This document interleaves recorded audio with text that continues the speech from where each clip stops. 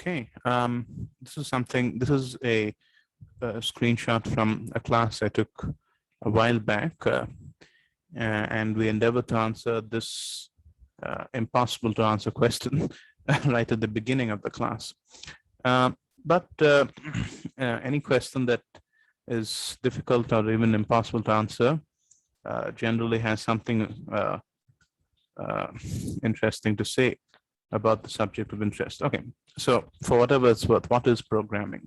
I endeavored to answer this question and using a formulation by Auguste Comte.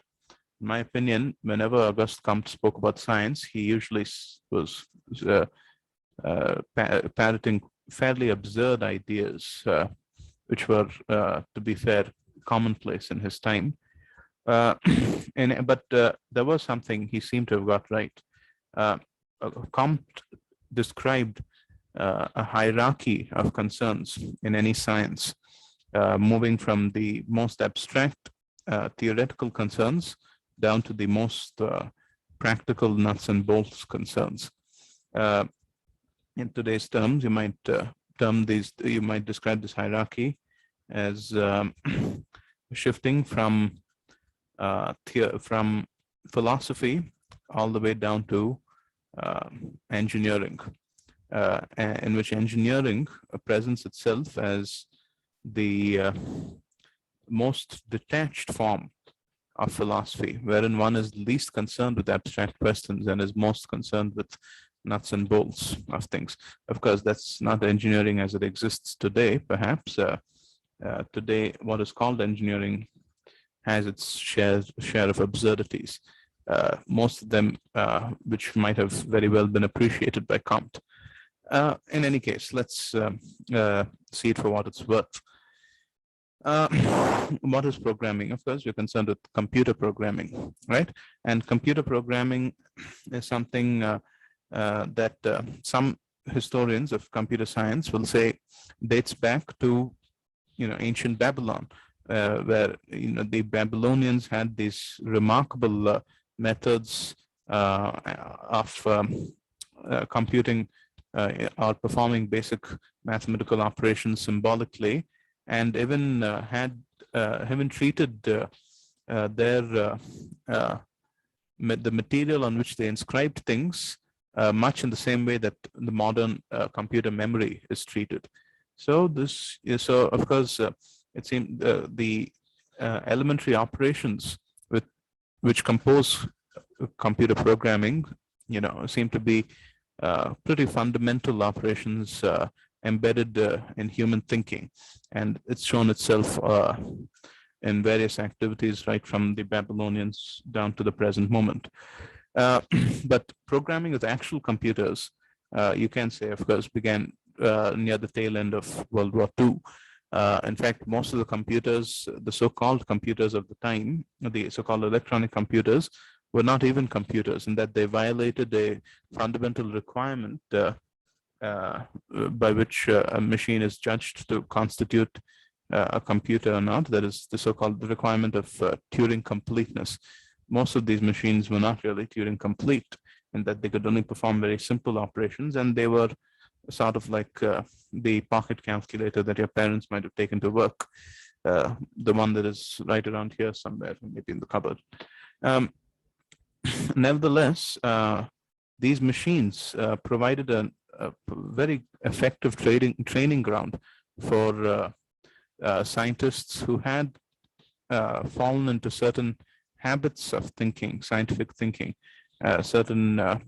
usually mostly mathematicians, who had this very interesting, unique way of looking at the world. These were the people that Comte would have appreciated greatly, because they had a way of taking established theory as exactly that, established, and seeing what they might do with it. What good was this theory, really? And a computer programmer, an exemplary programmer of the post-war period, say Edsger Dijkstra, was actually educated in, would generally be educated in physics or some subject that is dominated by theory. And yet the invention of computers provided these people with a kind of outlet for the various projects they had envisioned for themselves, or they had put off for the lack of resource with which to realize them, or even the lack of any substantive basis for these projects in general practice. Now, let's be concrete about this. What are the abstract theoretical ideas from which the modern concept of computer programming springs? Well, they would have to be the same ideas of mathematics, and those are too broad to even begin to enumerate or study. Mankind has not accomplished a comprehensive study of the underlying motivations for mathematics, and there is good reason to believe that mankind will not be able to accomplish such a study or complete such a study. As for the particular part of mathematics that motivated modern computer programming, a key idea is what's called finitism. There's a very interesting anecdote described by Donald Knuth in his long article, Theory and Practice, which I'd suggest that people read, in which he describes discovering coming across a paper containing a remark about finding the greatest common divisor of two matrices, right? Every one of us in school learned about calculating the greatest common divisor of two numbers, but what about matrices? That's an interesting thing. And in fact, the definition given, which he cites from the paper which he had encountered, is quite reasonable. It actually makes a lot of sense to define the greatest common divisor of two matrices. But he, being of the persuasion of these mathematicians that of the post-war period and the period towards the end of the Second World War, who had found an outlet for their creative energy in computers, he was more concerned with finding an actual method to calculate this rather than a definition of the greatest common divisors of two matrices. And he searched through the existing literature. He couldn't find it for a while, and he describes meeting a well-known mathematician of the time and asking him if there is a method by which one can take these two matrices as input and manufacture a matrix that is their greatest common divisor. And this mathematician did have something to say. However, it involved searching through an infinite set of possible answers, well, possible matrices, and then performing a little computation.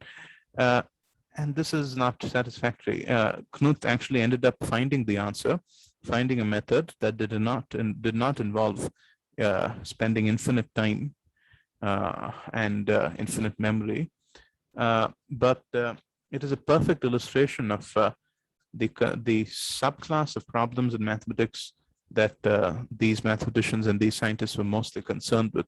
That subclass which emphasized what is called finitism.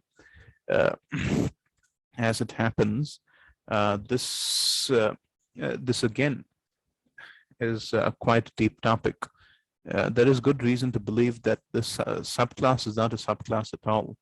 In fact, that all of mathematics falls into this class.